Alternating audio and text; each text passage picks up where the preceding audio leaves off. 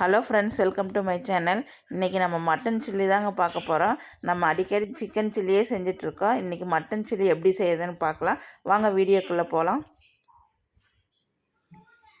இன்றைக்கி நம்ம mutton chilli எப்படி செய்யுதுன்னு பார்க்கலாங்க.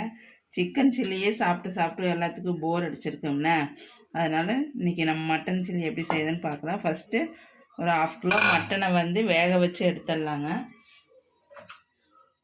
ஒரு 1/4 ஸ்பூன் இஞ்சி பூண்டு விழுது,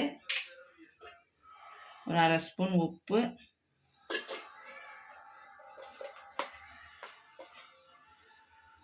ஒரு 1/2 ஸ்பூன் மஞ்சள்தூள், தேவையான அளவுக்கு தண்ணி ஊற்றி வேக வச்சு எடுத்துடலாங்க. ஃபஸ்ட்டு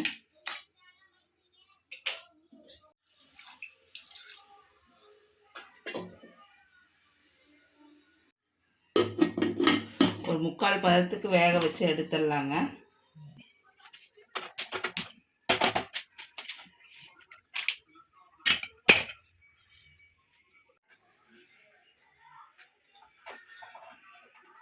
விசில் வந்துருச்சுங்க. இப்போ நம்ம தண்ணி வடிச்சிட்டு எடுத்துடலாம். இது நல்லா ஆற வச்சு தான் கலக்கணுங்க.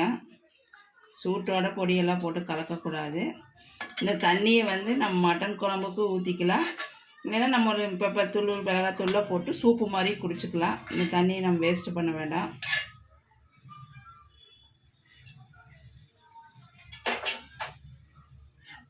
ஒரு 1/2 மணி நேரம் நல்லா ஆறுச்சுங்க. நல்லா ஆறிடுச்சுங்க. இப்போ நம்ம மசாலாலாம் போட்டு மிக்ஸ் பண்ணிக்கலாம். 1 ஸ்பூன் மிளகாத்தூள், 1/2 ஸ்பூன் கரம் மசாலா,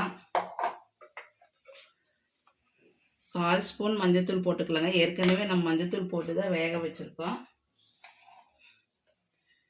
1 ஸ்பூன் மல்லித்தூளுங்க. உப்பு 1/2 ஸ்பூன் போட்டுக்கலாம். நம்ம ஏற்கனவே அதுலேயும் போட்டு வேக வச்சுருக்கோம். நல்லா மிக்ஸ் பண்ணிக்கலாம். தண்ணியே ஊற்ற வேண்டாங்க. நல்லா மிக்ஸ் பண்ண பின்னாடி 1 ஸ்பூன் கார்ன்ஃப்ளவர் மாவு போட்டு மிக்ஸ் பண்ணிக்கலாம். மட்டனுக்கு மசாலாலாம் மிக்ஸ் பண்ணும்போது கொஞ்சம் காரம் தூக்கலாக தாங்க இருக்கணும். சிக்கனுக்கு விட மட்டனுக்கு கொஞ்சம் தூக்கலாக இருந்தால் தான் நல்லாயிருக்கும்.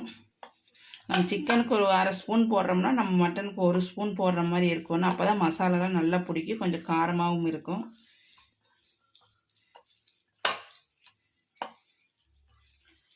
இங்கே பாருங்கள், நான் தண்ணியே சேர்த்தவே இல்லை.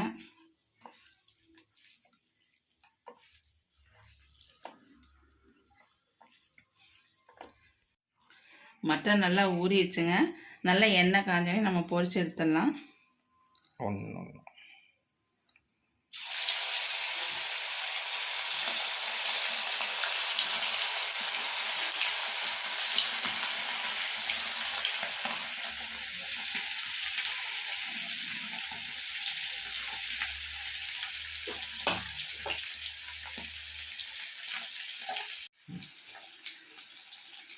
நம்ம சில்லி போடும்போது போட்டோன்னே திருப்பக்கூடாதுங்க. ஒரு 5 நிமிஷம் கழிச்சு தான் திருப்பணும். அப்போ தான் அப்படியே உதிராமல் ஒட்டாமல் வரும். இல்லைன்னா கீரையெல்லாம் அடி பிடிக்காமல் இருக்கும். போட்டு ஒரு 5 நிமிஷம் கழிச்சு தான் திருப்பணுங்க. இங்கே பாருங்க,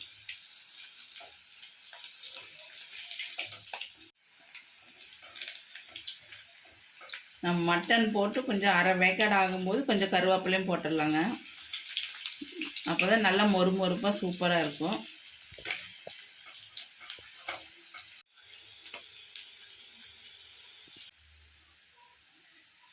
மட்டன் சில்லி ரெடி ஆகிடுச்சு பாருங்கள்.